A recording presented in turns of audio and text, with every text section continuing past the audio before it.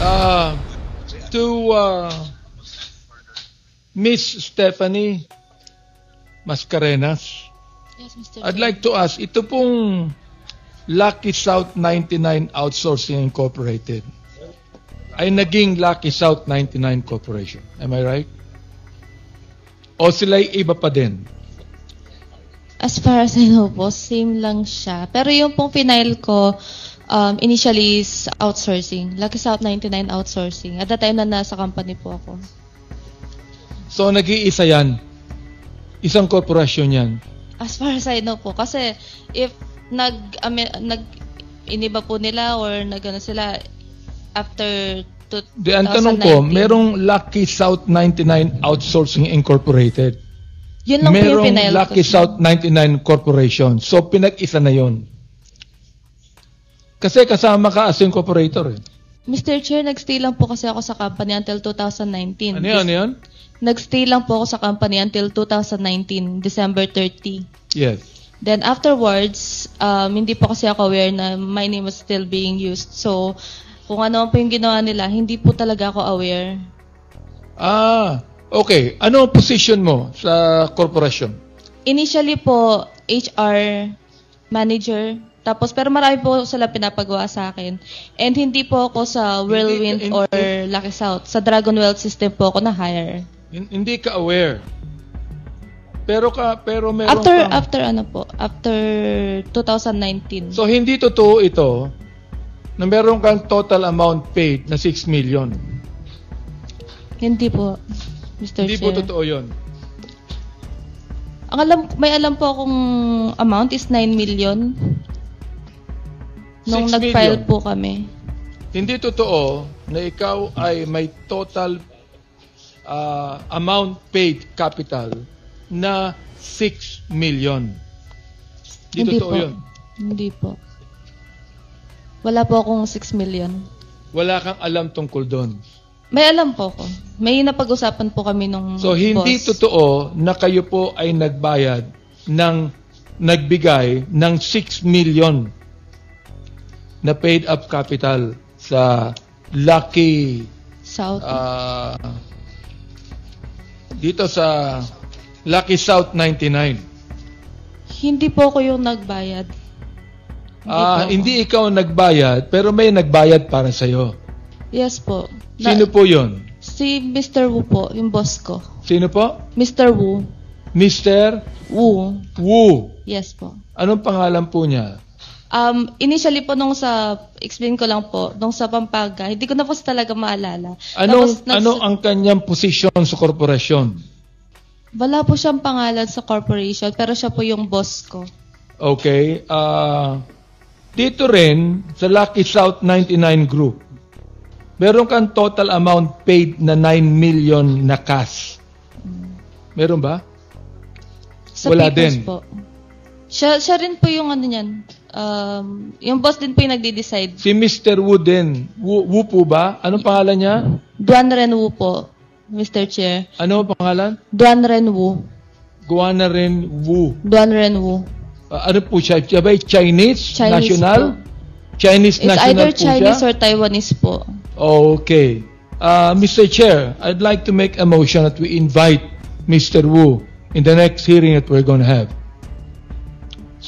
So I move, Mr. Chair. What is the pleasure of the co-chair, Chairman Abante? What's your pleasure? My motion is to invite Mr. Wu, the one that actually paid the capital of Stephanie Mascarenas. Okay, the Who COMSEC. is not actually a member of the corporation. Okay, the COMSEC is hereby directed to subpoena ba yan? Ano ba yan? Invitation.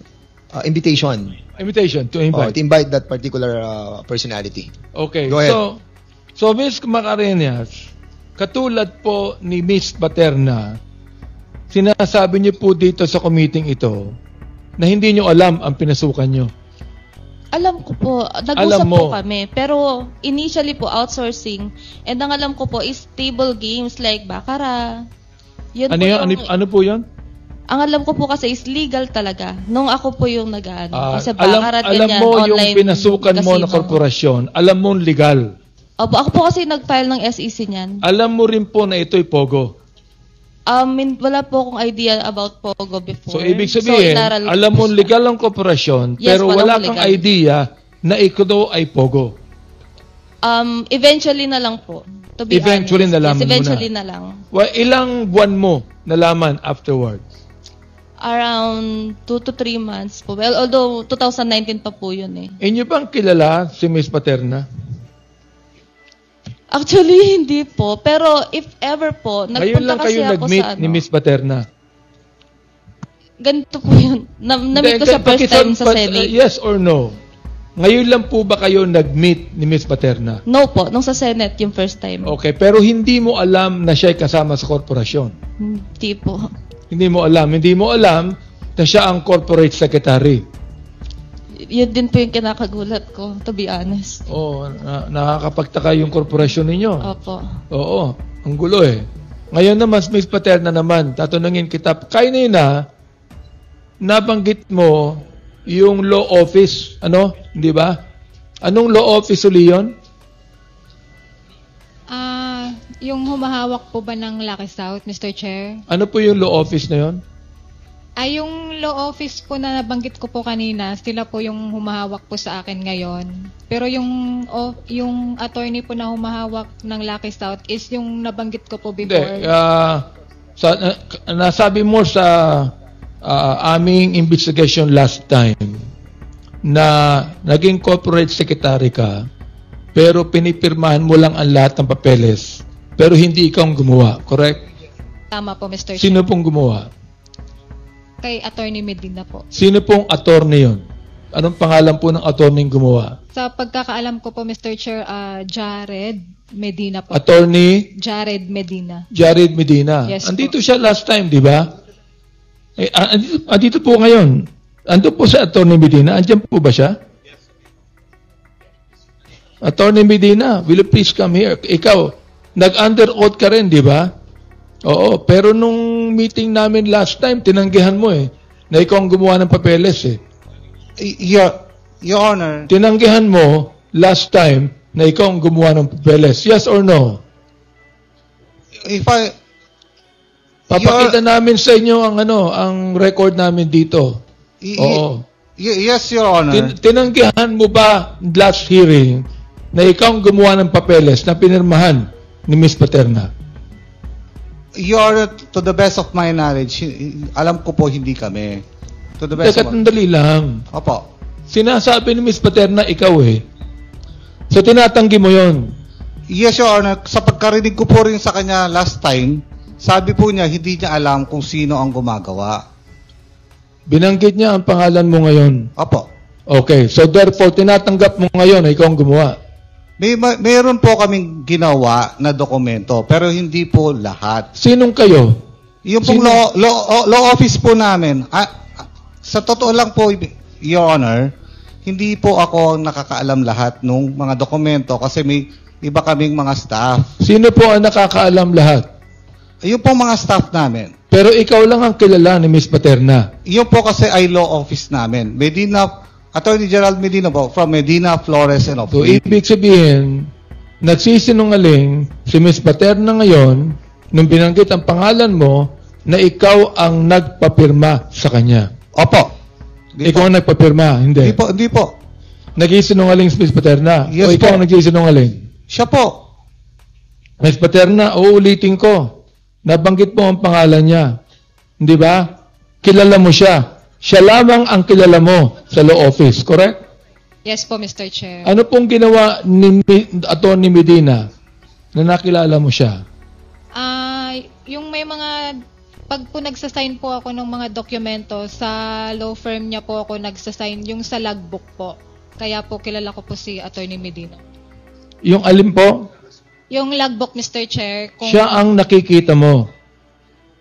Siya ang humaharap sa'yo. Yung tauhan niya po. Hindi siya mismo. Nakikita ko po siya, Mr. Chair. Nakikita mo siya, pero hindi siya napapirma sa'yo. Si Miss Cassandra po. Yung tao niya. Opo, Mr. Chair. Teka. Nakikita mo siya. Anong ginagawa niya? Nung nakikita mo siya? Nakaupo po, Mr. Chair. Sa Kaya nga, office nakaupo. niya. Anong ginagawa niya? Siya ba ang nagpapirma sa'yo o hindi? Minsan po, Mr. Chair, pero minsan po yung tauhan niya po. Attorney Medina, sinasabi po ni Ms. Paterna, minsan, ikaw ang nagpapirma sa kanya. Yes, Your Honor. Inaamin mo. Inaamin mo ngayon na may pagkakataon, ikaw ang nagpapirma sa kanya. Yes, Your Honor. If I may explain po.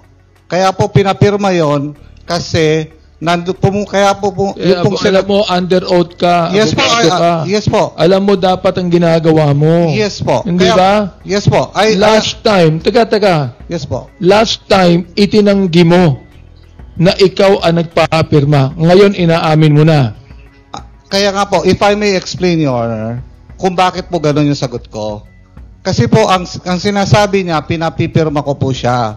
Hindi ko po siya pinipilit pumirma. Ang term po na pumipirma sa amin, kaya sabi po niya, logbook, ang proseso po sa opisina namin ay napakahigpit. Kung meron kang dokumento at gusto mo yung manotaryo, kailangan mo ng personal presence sa harap ng abogado at sasabihin mo sa kanya na yung dokumento na yun ay dokumento mo. Yun po ang proseso ng pagpapapirma, sinasabi niya. Nakakapagtaka naman ng napakahigpit ninyo, pero kayo gumawa ng mga papeles, pinapirma nyo ang corporate secretary na hindi niya alam. Hindi niya alam. Wala siyang alam dito. Yun ang sinasabi ni Ms. Paterna sa amin. Your Honor, if I may, Mr. Chair, kaya po kami ganun kahigpit, kasi nga po, yan po iniwasan namin. Kinatagalan, baka sabihin ng nagpanotaryo sa amin, na hindi naman siya dumating, hindi niya alam yung dokumentong pinirmahan niya, kaya po kami ang mahigpit bilang notaryo publiko. Kaya po ang proseso ng notary public is that there should be personal presence ng pipirma doon sa dokumento. Ilang beses ka nang nag-attend sa hearing na ito? Pangalawa lang po, Your Honor. Pangalawa, ikaw ba ay nag-absent minsan o lahat inatenan mo? Lahat po inatenan ko. First time lang po akong na-invite last time, Your Honor. Mahirap paniwalaan ang sinasabi mo ngayon sapagkat ito ay tinatanggihan ni Ms. Paterna. Naunawaan niyo ba ako? Yes, Your Honor, but nagsasabi po ako ng totoo. Well, ibig sabihin niyan, ito pong Lucky South 99, kayo ang gumawa ng mga papeles niyan. Kaya yan po yung naging korporasyon. Yan po ay mariing kong tinatanggi. Kaya po ang sabi ko kanina, kami po ay isa lang sa kanilang mga lawyers. Kaya, Yes or no lang po, yes or no lang. Kayo po ba ang gumawa ng papeles ng Lucky South 99 kaya ito ay naging korporasyon? Hindi po, Your Honor. I categorically deny that. Hindi po ako yun. Sino po ang gumawa? Si ano po mas nakakaalam? Si Stephanie, na nandito naman po ngayon para klaro lang po lahat. Miss Stephanie, nabanggit ang pangalan mo. Yes, Mr. Sino Chair. pong gumawa? Yung pong sa file na pinakita sa akin kanina, ako po yung nagpirma.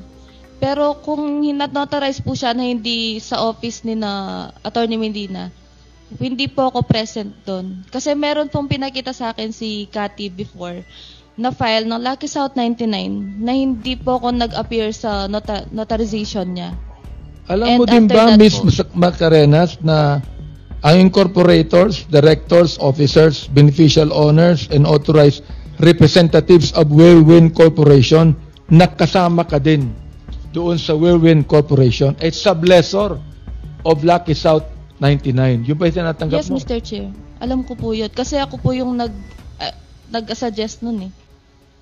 Well, Mr. Chair, tatapusin ko na po ang ating pagkatanong dito upang para po sa pakiusap ni Chairman Dan Fernandez. Chairman. Yes, Mr. Chair, briefly lang kasi meron pa ata magsasalita. Mag-interject lang ako. Stephanie, the same kind of issue no with Ronaline Paterna. You were the president ng Whirlwind, correct? Yes, And Mr. Chair. during the time na ikaw yung president, was there a time that you open account sa any bank and Personal po. Personal and the company bank? Wala? Wala po. Ayaw po kasi ni Mr. Wu before. Kasi si Ronaldin umamin na siya na Wala po. nung Kahit una siya sinabi niya niya po. wala din. Then suddenly, nung huli inamin na Wala niya po. na meron. Actually, yun po yung suggestion ko before, mag-open ng company account. Pero ayaw, siguro walang tiwala sa akin si So, Mr. Wu. wala kang any bank po. that is in connection with Wala po. with that Personal company? account po. Actually ngayon, wala po akong bank account. You can check po with video in other banks. And your contact for you being there was Cassandra? Nauna po ako sa kanya, actually. Okay. So, mas nauna ka. Then No, any- because Cassandra, during that time, was still a 17-year-old girl. And that's the reason why she's not capable yet of being a part of the 17. company. Yes. That's the reason why hindi siya napasama din sa company. Am I right? She's 19 years old if I'm not mistaken, Mr. Chair. During that time? Kasi wala pa siya sa company nyo, di ba? I think she's born in 2000. That's Pero how many years ka 2019. doon sa company? Roughly 6 months lang po. 6 months ka lang? June to December of 2019. Were you paid by that Chinese guy to be a front of that company? I was promised share. That's why may iba po kung di ba siya, hindi po siya pwede. And at that time, he asked me to like build a company so that we can work together. And Okay. he promised like a certain amount of Okay, Mr. Chairman, we will be exploring na lang some questions. I think some members would like to ask more, but I would like to reserve my time. No? Next time, medyo pagod na rin ang mga chairman at alas 7 na po ng gabi. Okay, thank you, Congressman Dan. Congressman Acop. Mr. Chair, isang tanong lang po kay Ms. Mac Arenas. Isang tanong na lang. Congressman Abante. And then Congressman Acop. ano po ang inyong relasyon kay Mr. Wu? boss po. Wala na pong iba. French Boss friends. lang talaga. Boss lang po talaga. Ayun po ang akin tanong. Hindi kayo French friends ni... Hindi Mr. po. Thank you. Congressman Acop. Congressman Paduano. Thank you, Mr. Chairman. Anyway, I have a lot of questions for Ms. Baterna and Mascarillas, but I will just reserve it on the next hearing, Mr. Chairman. Kasi a while ago you mentioned that you were not there during this when that document was signed by the lawyer, notary public. Di ba? I remember seeing a document po that is notarized in Bamban. But you are not there personally. If it's in Bamban po, I was not there. Oh, you were not there. But it was notarized. It's Oh, notarized. di may problema yung law office na yon because supposedly yung notarization, the person that affects his or her signature must be present. Madam Ronaldin, ako po yung nagtanong sa iyo nung mga nakarang hearing kung sino po yung gumawa at nagpapirma nung lease agreement. Di ba? Yes po, Mr. Chair. Pinakita ko sa iyo yung sublease agreement at sinabi mo na pirma mo ngayon. At tinanong ko rin sa iyo kung sino po ang gumawa ng mga sublease agreement na yon. At ang sinabi mo si Attorney Medina. Tama? Nasa records of the or minutes of the hearing yon. Yes po, Mr. Chair. Now, paano mo nasabi na si Attorney Medina ang gumawa ng mga dokumento na yon? Kaya ko po nasabi na kay Attorney Medina po yung mga dokumento nang galing kasi po doon po ako nagbe-base kasi doon ako laging nagpipirma po doon sa logbook po nila, Mr. Chair. Pakiulit yung huli. Kaya ko po nasabi na si Attorney Medina po yung gumagawa ng mga dokumento dahil doon po ako nagbe-base kung saan sa law firm po kasi nila ako nagpipirma, yung sa logbook po. Kaya po nasabi ko na siya po yung may gawa, Mr. Chair. Now, before I ask you a question, Attorney Medina, okay ka na ba? Kasi I heard mataas kanina ang blood pressure mo. Yes, Your Honor. And I'd like to thank the medical staff of the House of Representatives for taking care of me. Medyo So- nahihilo pa rin ako ng konti, Your Honor. Pero, So at your own risk, you will answer the questions that I'm going to ask you. Are you okay? Kasi baka sisihin ako ng pamilya mo kung sakali matumba ka dyan. Hindi naman siguro, Your Honor. I'll just say, Your Honor, kung medyo hindi na po ako Okay, that's on record. I just want to be safe. Narinig po nyo yung sagot sa aking mga katanungan ni Madam Baterna. Is that true? Your Honor, if we are, because last hearing, Your Honor. Tinatanong ko lang po kayo, abogado po kayo. Yes, Your Honor. Yung tanong ko po is answerable by yes or no. Is Yes, that Your true? Honor. Yes? Yes. So kayo po ang gumagawa.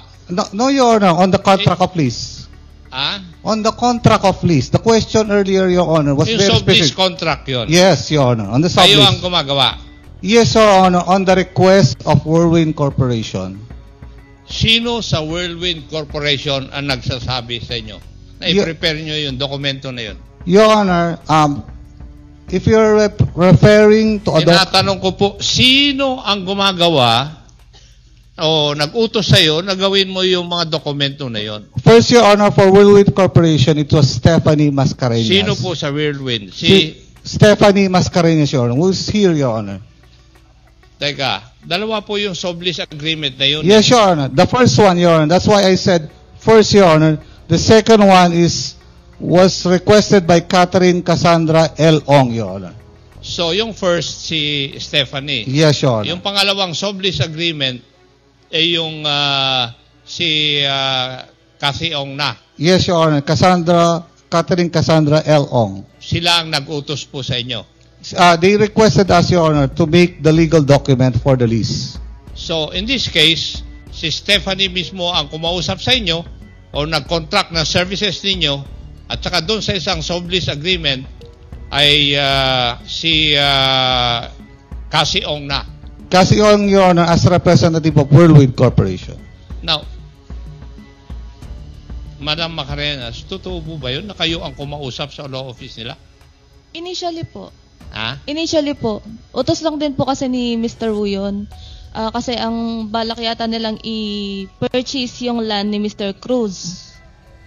Tapos, parang mas mabilis kasi yung mag-lease muna. So, we proceeded with the lease contract na pinasuyo ko po kay Attorney Medina. So, totoo lahat yun?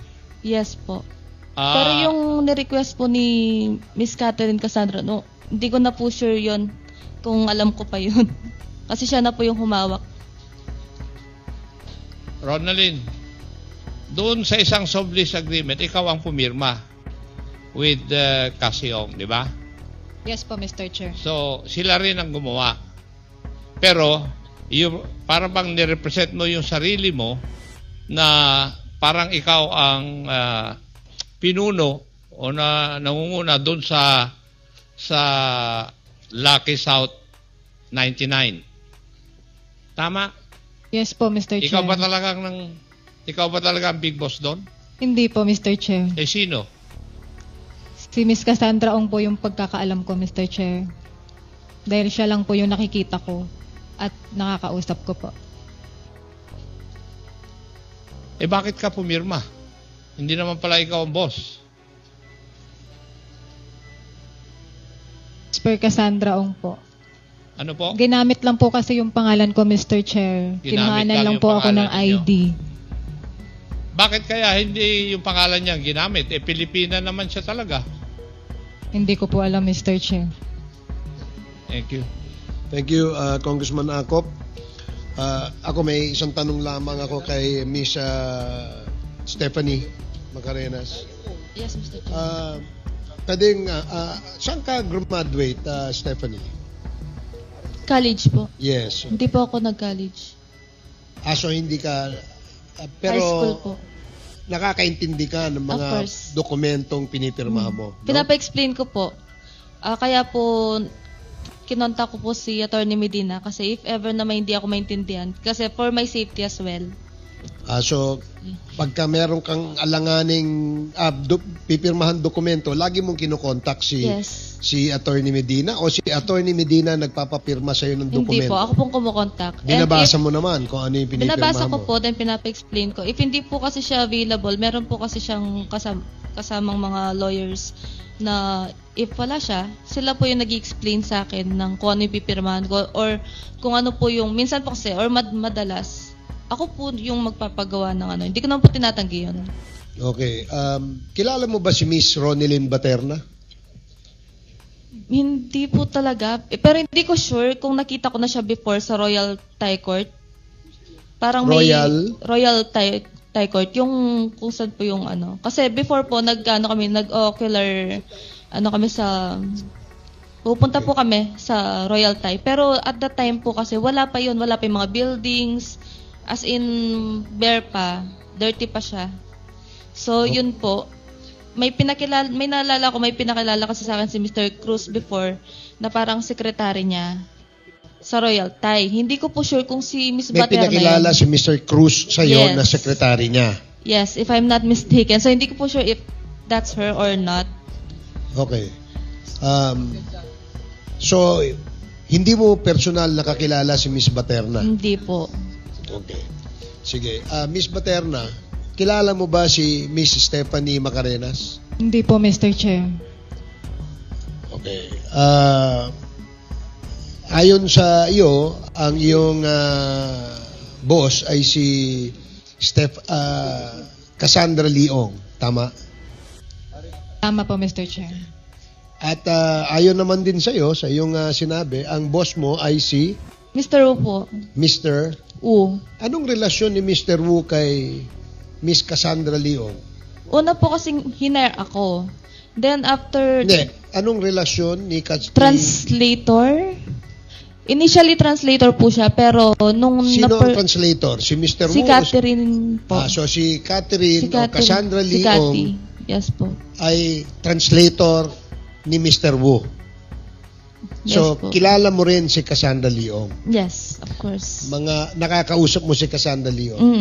Siya Yes. ba ay marunong magtagalog? Oh, of course. Marunong magtagalog? Opo. Siya ba ay sa yung tingin ay Filipino-Chinese o purong Chinese?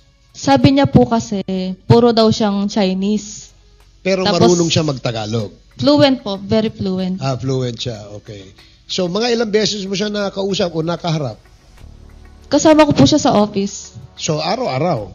Most of the time po. Minsan po kasi umalis sila. Okay. Or umaalis ako. So, okay.